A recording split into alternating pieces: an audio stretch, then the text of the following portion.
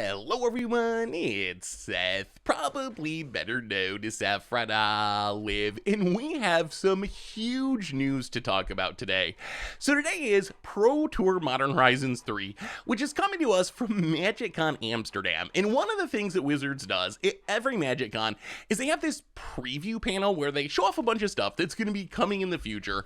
So today from the preview panel in Amsterdam, we got a ton of spoilers from Duskmourn. So Duskmourn, if you don't know that set, our next standard set is Bloomburrow. Comes out the beginning of August. That's like the cute furry little animal set. And then Duskmourn is a modern horror theme set that's dropping in September. So it's our next standard set after Bloomburrow. So we got a ton of spoilers to talk about from Duskmourn. More importantly, we got an announcement of a surprise set that's dropping in November, a set that we hadn't heard anything about before, and it's a set I am incredibly excited about, called Magic the Gathering Foundations. So let's talk about what Magic the Gathering Foundations is, jump into some Duskmourn spoilers. Before we do, a couple of quick reminders. First, to keep up on all the latest spoilers throughout the day, you should head on over to MTGPreviews.com. Second, if you need any Magic cards, you can snag them from our sponsor Card Kingdom over at cardkingdom.com/MTGGoldfish.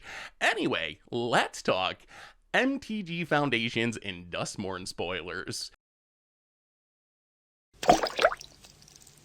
So first off, Wizards announced a brand new set that's dropping in November called Magic the Gathering Foundations. And the idea of this set is something we've actually discussed for quite a while, which is a group of cards that will always be legal in standard. We used to have something called core sets, where every year Wizards would have this set that was like a bunch of reprints, maybe some new cards, and it was a place where Wizards could print cards that didn't fit with the themes of other sets. Like, we're going to Bloomburrow, which is this all-animal set, then we're going to this horror theme set in Duskmourn. What if Wizards wants to print a Llanowar Elves or something that doesn't really fit the theme of those sets? They don't currently have any place to do that. So Magic the Gathering Foundations essentially solves this problem. It's a set that is going to always be legal in standard. Well, that might be a slight exaggeration. As of right now, Wizards said the set's going to be legal in standard till at least 2029, which is what, 5 years from now? So maybe it'll rotate in the future, maybe they'll do a second one, but these are cards that once you get them, you know they're going to be in standard for a very, very, very long time.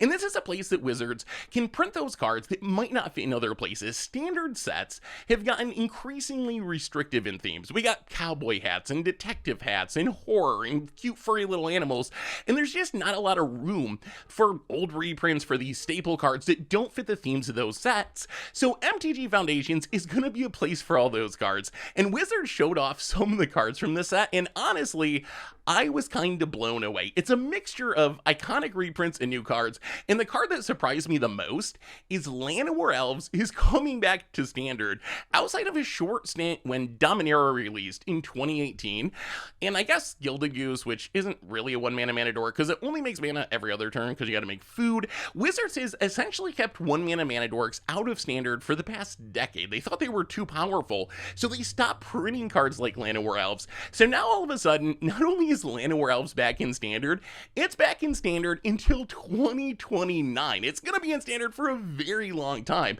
I think that the fear of mana dorks has kind of been overstated. Regardless though, it's pretty clearly the right time to bring something like Llanowar Elves back in standard. Green has been the worst color in standard for the last couple of years at least, and it hasn't even really been close. It's been like by far the worst color in standard. Llanowar Elves should really help improve the color by letting green do what it traditionally does best, which is accelerate faster than opponents' decks through fast mana, and it's doing it in a safe-ish way because we have so much good removal in standard. Like, sure, Llanowar Elves can lead to really explosive starts, but it still dies to cut down, it still dies to go for the throat or whatever. It's a card that is definitely going to see a lot of standard play, and I think it might actually be enough to bring green back to relevance in standard.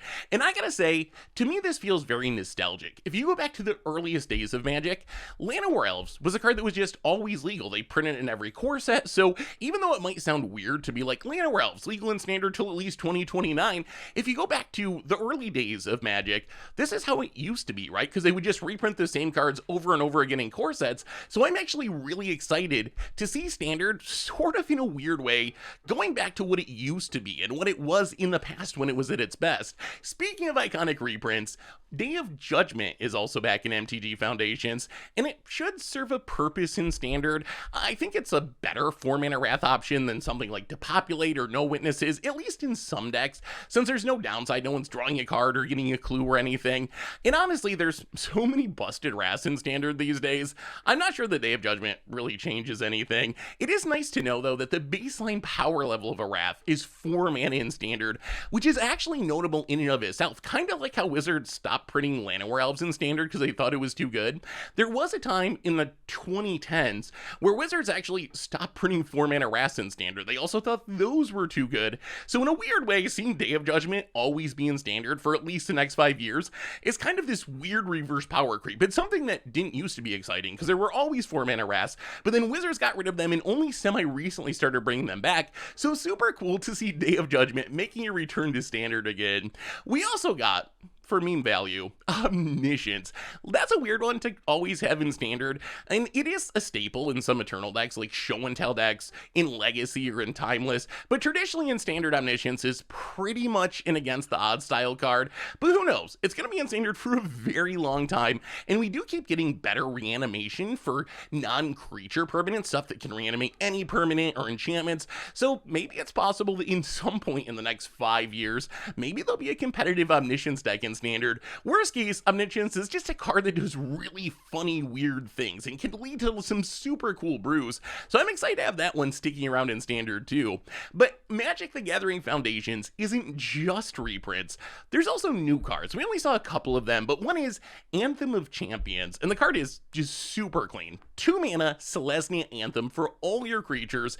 I guess it does require you to be in 2 colors, which is a bit of a drawback. We haven't really seen Anthems be playable in Standard recently, but we also don't typically get 2 mana Anthems that don't have some sort of drawback or restriction, so maybe Anthem of Champions will actually break the mold in some sort of aggro or go white token style deck.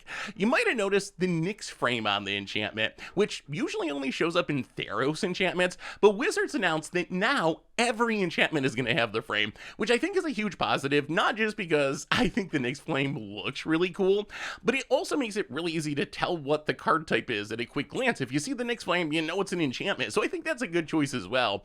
Finally, our last Foundations card is 9 Lives Familiar, which is a super flavorful design, but probably one that's not very powerful. So it's a 3-mana 1/1 that if you cast it, it enters the battlefield with 8 reveal counters on it, and then if it dies and it has a reveal counter on it, you return it to play on the next end step with 1 less reveal counter.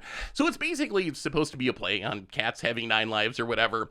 While its ability is a somewhat infinite blocker is kind of cool, there's so much exile-based removal in Standard, I'm not sure that it's actually that strong to be like, hey, play my cat, I block your thing, it comes back on the end step, do it again. I could see it seen playing some sort of sacrifice deck, but it's really slow as a combo piece, right? Because it returns on the next end step, so it's not like you can do some sort of loop where you like play a Blood Artist, play a sack outlet, just sack this a bunch of times to drain your opponent out of the game.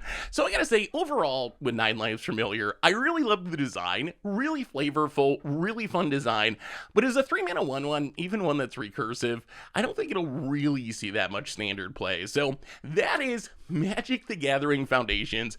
Overall, I really like the idea of the set. I think that Standard is better when it has core sets, and we've even talked in the past about the possibility of having some non-rotating core set in Standard, and that's essentially what Foundations is. I'm actually surprised at how strong some of these cards are. That's what really caught my attention. This isn't like a bunch of watered-down new player cards. Yes, the cards so far are fairly simple, but they're pretty iconic, like Llanowar Elves. That is a Standard-defining card, potentially. A Day of Judgment, that is a very Standard playable card, so this isn't like a bunch of cast-off new player stuff. These are cards that are going to have a really big impact on what Standard looks like, and then toss in some interesting new cards, and I think that Foundation should be a huge, huge positive for Standard, even though I do have some worries that maybe it'll make the format change even slower, but that might actually be part of Wizards' plan. Moving on to Duskmourn, which drops the end of September, Wizards showed off a huge chunk of the modern horror theme set, complete with tons of super creepy, horrific art. Wizards revealed they're reading a new cycle of ley lines, highlighted by Leyline of Hope, which is probably better known as Leyline of Good and Soul Sisters. While the card doesn't do much in a generic deck, it seems really strong in a life gain deck. Like any Leyline, you can start with it in play if it's in your opening hand, and then if you gain life, you gain that much life plus 1, and then once you get up to 7 life above your starting life total, it turns into a unconditional tempered steel, a double anthem, giving all your creatures +2/+2.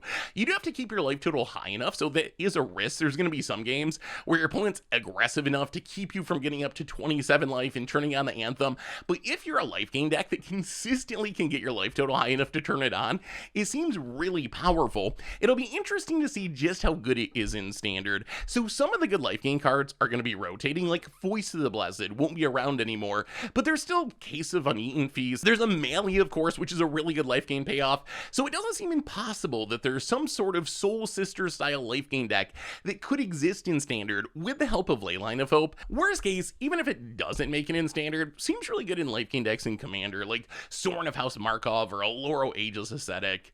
Meanwhile, Cursed Recording is a very interesting artifact. It's a 4-mana artifact that can tap to copy the next instant or sorcery spell you cast, but every time you cast an instant or sorcery, it gets a counter, and once it gets up to 7 counters, you take 20 damage, which is just going to be lethal in most 60 card formats, so cast 7 spells and you end up dying to your own artifact.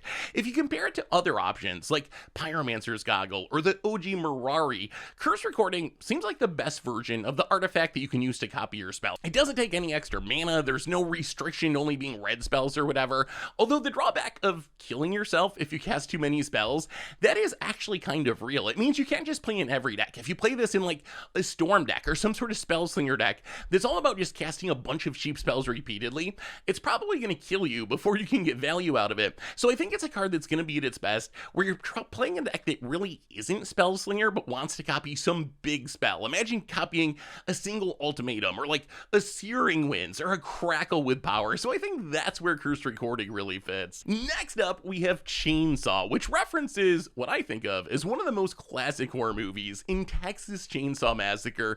And you can definitely see this in the Paranormal Showcase treatment, where you get to see Leatherface's iconic over-the-head chainsaw swinging pose. The card itself actually seems pretty powerful. It's a 2-mana red equipment that's essentially a creature-only sorcery speed lightning strike. Its ETB deal 3 damage to target creature, but then whenever a creature dies, you get a rev counter, and the equipped creature gets +X+0 for each counter on it, and you can equip it for 3. I think this might be enough upside for the card to see play, just in a generic sense. You essentially get a bad removal spell that turns into a potentially good equipment as the game goes along. The thing that's worth noting about this card is once you play it as a removal spell, it's just going to keep getting counters whenever a creature dies. So eventually in the late game, this is going to have like 5-10 counters and potentially turn one of your creatures into a one-shot kill threat. Also worth pointing out, it might even be at its best in sack decks because you get the counter whenever a creature dies, not just when your opponent creature dies. So if you're sacrificing your Cauldron Familiar repeatedly or whatever, that's going to get a lot of rev counters on the Chainsaw super quickly. Also has some equipment synergies, like it's a removal spell that you can tutor up with a Stoneforge. It'll draw you a card with your Pure Steel Paladin. So I actually really like this card and think it can probably see some play. Speaking of removal, Come Back Wrong reminds me a little bit of like the standard version of Saw in Half. While it's technically a sorcery speed murder, 3 mana, kill a creature, being able to temporarily reanimate the creature that you kill seems really powerful. Like Saw in Half, you can use it on your own creature that has like a powerful ETB trigger as a way to reuse your ETB trigger. Like you play your Muldrifter, draw a couple cards, then you come back wrong your Muldrifter. It's gonna die, it's gonna come back into play, you're gonna draw some more cards. So that's probably the easiest use for it. You can also simply use it to kill your opponent's best creature, and hopefully it has some sort of ETB that you can get value out of. It is worth pointing out that the creature that you put into play with Come Back Wrong doesn't have haste. So if you cast this and kill something, you're not going to be able to attack with it normally unless you have some other way to give it haste. So you're mostly using it to like reuse the ETB trigger. I think this means it'll probably be at its best in decks that have creatures with ETB triggers, or like Panharmonicon style decks that can really take advantage of creatures entering the battlefield. We also got Toby Beastie Befriender, which is essentially a power crept version of Blade Splicer. It's a 3-mana 1/1 that makes a token when it enters the battlefield. Blade Splicer made a 3/3 token. This time it's been upgraded to a 4/4, although it does have the drawback that it can't attack or block alone. So you gotta have another creature attack or block with it. It gets even better if you're in a token deck, since once you give 4 tokens, you get to give all your tokens flying thanks to Toby's other ability. I think this is a card mostly for Blink style decks, where if you can play Toby and then use Ephemerate or Soul Herd or something like that to keep reusing its enter the battlefield trigger, or maybe a Come Back Wrong It to get another 4/4 out of it. That's where this card can get really powerful. Like a 3-mana 4/4 that comes along with a 1/1's fine, but when you can keep blinking it to make more 4/4s, that's where the card becomes really absurd. It also gets even better with Panharmonicon effects, something like Elish Norn, Mother of the Machines. You play this for 3 mana, make 9 total power and toughness, thanks to the 2 4/4s. It's been a while since Bladesplicer was modern playable. It used to be. There was a time when it was actually modern playable, but maybe this upgrade will put it over the hump. Worst case, it seems like a solid standard card and good card for Commander Blink decks. So one of players' biggest complaints recently has been about Ward. Players, thanks to cards like Voja, seem to really hate Ward, and it seems like Wizards has heard these complaints because some Ward hate is coming in Duskmourn with nowhere to run. So Nowhere to Run is a 3-mana flash enchantment that gives a creature -3/-3 until end of turn. So it's kind of like a Blile Blight style removal spell, but then once it's on the battlefield, it makes it so creatures your opponents control can be targeted even if they have hexproof and even if they have ward. So you don't have to worry about hexproof or ward. The problem I see with Nowhere to Run is if you're in a meta where ward and hexproof isn't really prevalent, then it's just worse than something like Go for the Throat, since it's a removal spell that's not going to be able to kill everything, but it's a great safety valve for decks or matchups where ward or hexproof is a thing. So I don't know if this is going to be like a 4 of main deck style card. It'll really depend on the meta, how much ward there is, how much hexproof there is, but I think its floor is a really good sideboard card, and this even goes back to older formats. Like, this is a card that you can play to deal with something like Boggles in Modern or whatever. It's only 2 mana, so it's really, really efficient. So in the metas where those things are prevalent, I think at worst, this is a really good sideboard card. And in the right meta, it could even sneak into some main decks, because giving something -3/-3 for 2 mana really isn't that bad. Speaking of hexproof, the Wanderer is making its return, this time as a legendary creature in the Wandering Rescuer. So the Wandering Rescuer is a 5 mana flash convoke double striker. It's a 3/4, and it gives all your tapped creatures hexproof, which might mean that Nowhere to Run is more essential to future standard than you think.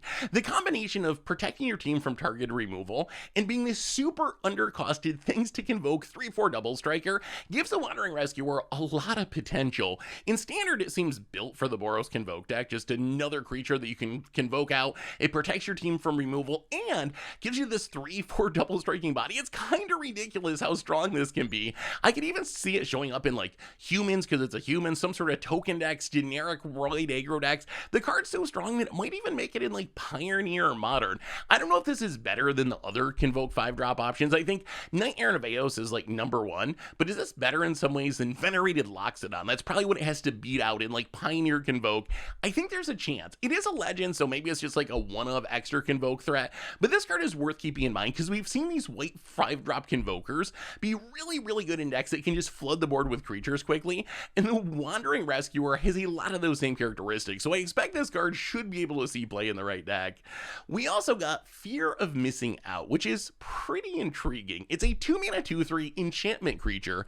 The ETB rummages, so you discard a card and then draw a card. Worth pointing out the way it's worded. If you have no cards in hand, you just get to draw a card, so it's the best wording of this effect. And then, if you can turn on Delirium by getting 4 different card types in your graveyard, it'll give you an additional combat phase the first time that it attacks, which makes this the cheapest, I think by far the cheapest, extra combat phase creature in Magic, which is actually pretty scary. I think this card might actually be really good. If you think about it, it is an enchantment creature, so if you get one of these in the graveyard, it's already 2 card types towards Delirium, plus its ETB rummaging effect lets you put another card in the graveyard, so it actually seems like a really easy card to turn on Delirium with, and then being able to get an extra combat step just by attacking with your 2-mana 2/3 is kind of a ridiculously good deal. My only question for this card is, where does it fit? Like, is it aggressive enough for standard mono red? Do you gotta build a deck around it? But anytime you see extra combat steps on a 2-drop, that has an Enter the Battlefield trigger and the upside of being 2 card types,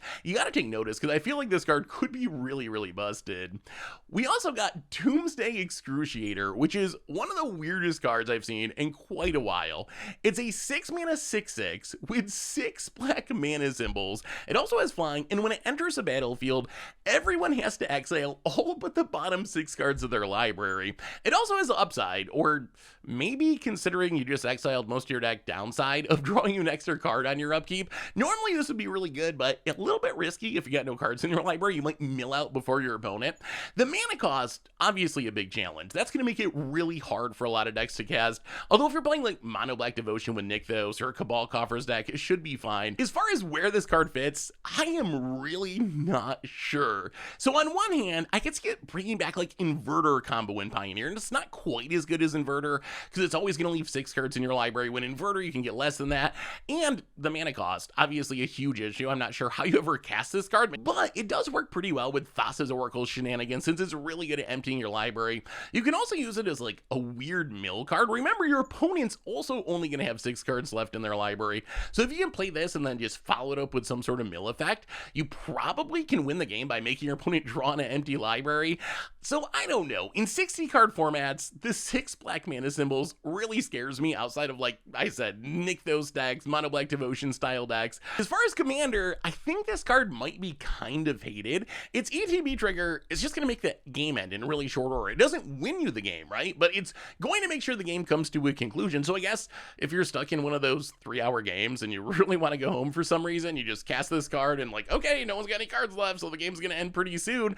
So I don't know. Let me know what you think about this card. Are there any uses for it that I'm not seeing? Is this card fair game in Commander? Is it going to be loved because it's super unique? And it is super unique. Is it going to be hated because it just puts such a fast clock on the game and sort of like changes the game all by itself out of nowhere? Does none of this matter because 6 black mana symbols means no one's going to be able to cast it anyway? Very curious what you think about this one. Let me know in the comments.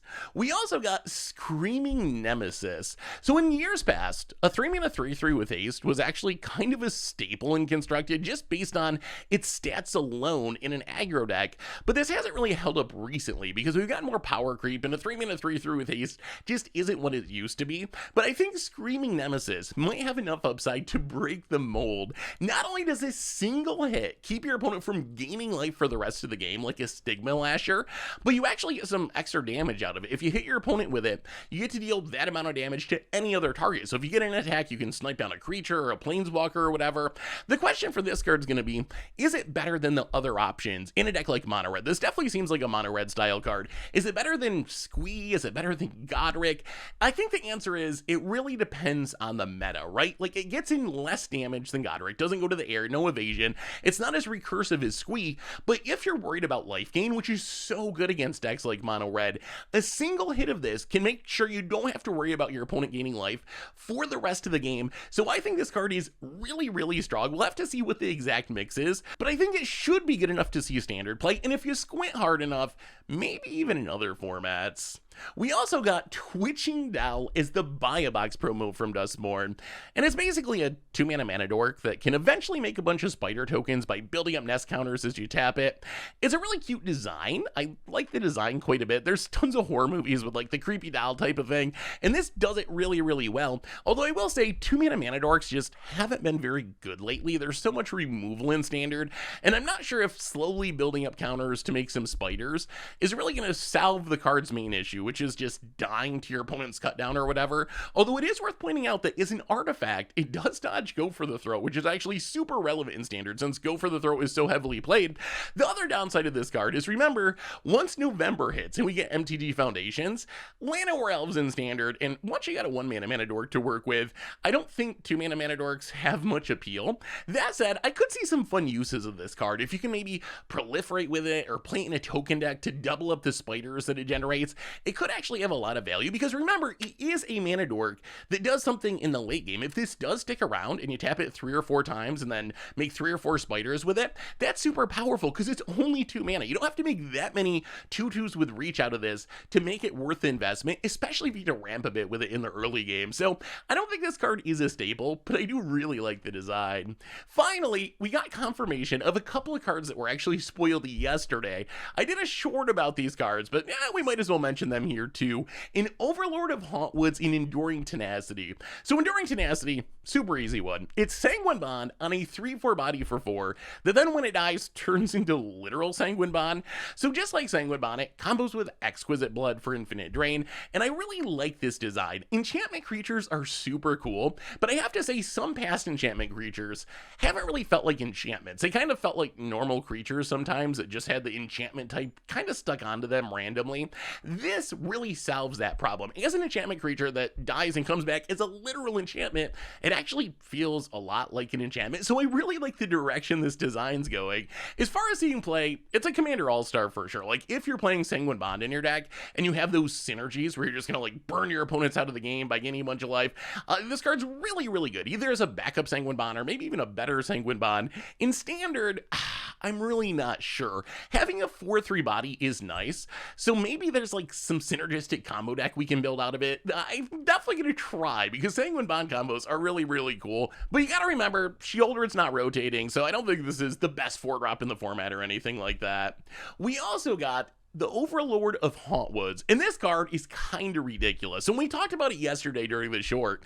We didn't know what Impending does, and it's actually a really strong ability. So Impending is basically Suspend, but on the battlefield. So with Overlord of the Hauntwoods, you can cast it for 5 mana as a 6/5 creature, or you can cast it for 3 mana as an enchantment with 4 time counters on it, and then on your upkeep you remove a time counter, and once the last one gets removed, then it turns into an actual creature. And I'm pretty sure this card is actually just insane. If you think about what this is, it's a 3-mana ramp spell, and it's even better than that in some ways since the land token that it makes is every basic land type, and it's also a 5-mana 6/5 that can make one of these land tokens every single turn. I think the worst case for this card is it's an easy replacement for Topiary Stomper in Domain decks. If you think about it, it actually is very much like Topiary Stomper. You play it for Impending, you get to ramp on turn 3, you gotta wait a few turns to actually turn it into a real creature, except it's way better than Topiary Stomper because by itself, it's gonna turn on Domain. You don't have to worry about finding other lands or getting triumphs or anything, which is super key because remember, triumphs are gonna be rotating. So I think this card is, at its worst, just a staple in Domain decks, in Standard, maybe even outside of Standard, but I think it might even be better than that. If you think about Standard, kind of the baseline for ramping is 3 mana, so you're kind of paying the going rate if you play its Impending cost, but then you get the upside of having this huge, massive creature that also can be ramping more once it attacks. So I think this might actually just be a really good card. It's even an enchantment, so it works with any enchantment matter stuff like Calyx or Sithis or anything. Very curious to see just how good this card is in Commander, because in Commander there's a lot of 2-mana ramp spells, so this is actually kind of paying a tax. You're paying 1 extra mana compared to a lot of other options, but making an everywhere land that is all basic land types, I feel like that's just such an inherently powerful effect that it might actually be worth it even though there's cheaper options to play.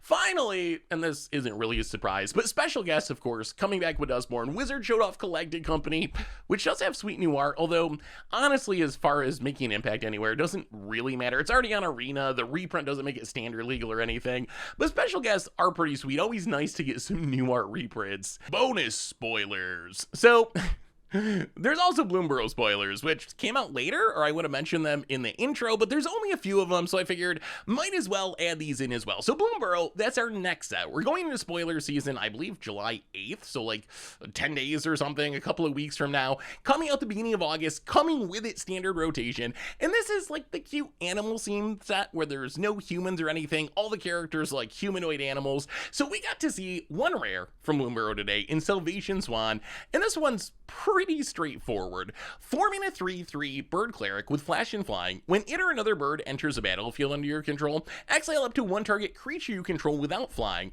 Then you return to the battlefield under its owner's control with a flying counter at the beginning of the next end step. So this is kind of like Restoration Angel, but without the combo potential, Flicker Wisp, but without being able to exile your opponent's lands temporarily to annoy them. So this is essentially a way that you can save your creatures from a removal spell, and I think this card is pretty good at that job, right? So 4 mana 3/3 Flash Flyer, that's fine, and then your opponent goes to kill your important non-flying creature. You flash this in, you flicker it out for the turn, and then you get a flying counter on it, so you can use it as a way to give your creatures evasion as well. So it doesn't go infinite with like Kiki Jiki like Restoration Angel, because the creature returns on your end step, and as I mentioned before, you can't use it to target your opponent's stuff like Flicker Wisp, and it is kind of a weird card to build around, right? So it wants you to play a bunch of birds. I mean, I should say, you can't just play it as a standalone card. Like, this is fine as a Restoration Angel. It's not like Restoration Angel was played in tribal decks or anything, so it's fine as just like a tempo play to save your creature. That's actually a pretty big swing,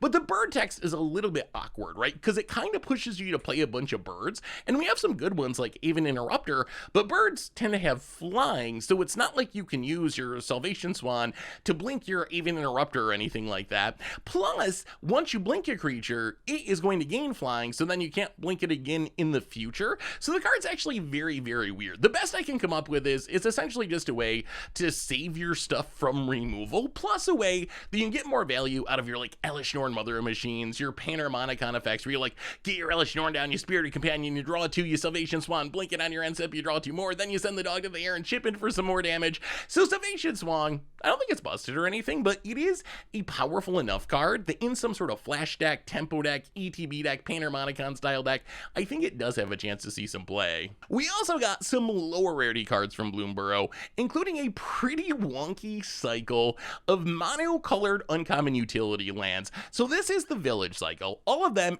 ETB untapped, make a colorless or a mana of their color only for creature spells, and then they each have an ability that cares about some pretty under-supported Bloomburrow creature types. For example, the black one, Mudflat Village. Pay 2, tap sack it, return a bat, lizard, rat, or squirrel card from your graveyard to your hand. Rockface Village. Pay a red, give a lizard, mouse, otter, or raccoon +1/+0 and haste until end of turn. The green one, green and tap to put a +1/+1 counter on each frog, rabbit, raccoon, or squirrel that ETB'd under your control this turn. Lilypad Village. Blue and tap. Surveil 2. Activate only if a bird, frog, otter, or rat ETB'd under your control this turn. The white one.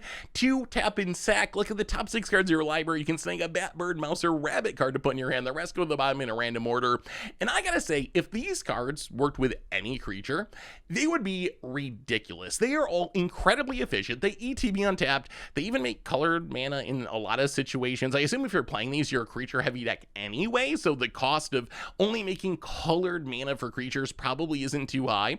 The challenge is none of these creature types are very strong, right? These are like the super janky, very under-supported creature types. So the question's gonna be, are there enough good raccoons, frogs, otters, rats, birds, mice, and so on to actually make these cards work? And my guess is these cards will be pretty good. They're not gonna go in every deck, but if there's a lizard deck, or if there's a bat deck, or a rat deck, or whatever, these cards can certainly be a part of it, because their abilities are so efficient and so push for what they do.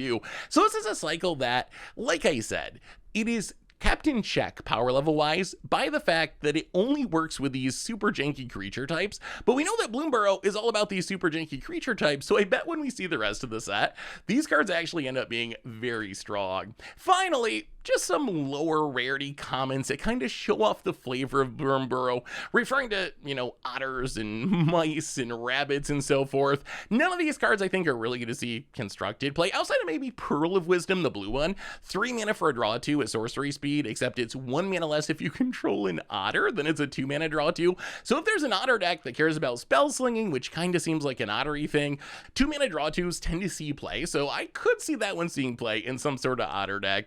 Anyway, that is our early Duskmourn spoilers and also Magic the Gathering Foundations. So let me know what you think. Let me know what you think about the Duskmourn spoilers. That set looks really way sweeter than I thought, honestly. I was kind of excited for the set, but seeing these spoilers, now I'm even more excited. Also very curious what you think of Magic the Gathering Foundations. Are you hyped to see Day of Judgment, Llanowar returning for Standard. What do you think of this set that's not going to rotate, at least until 2029? These cards that are always going to exist in Standard. What do you think of the concept? Is it good for Standard? Is it bad for Standard? Going to make it more fun or less fun?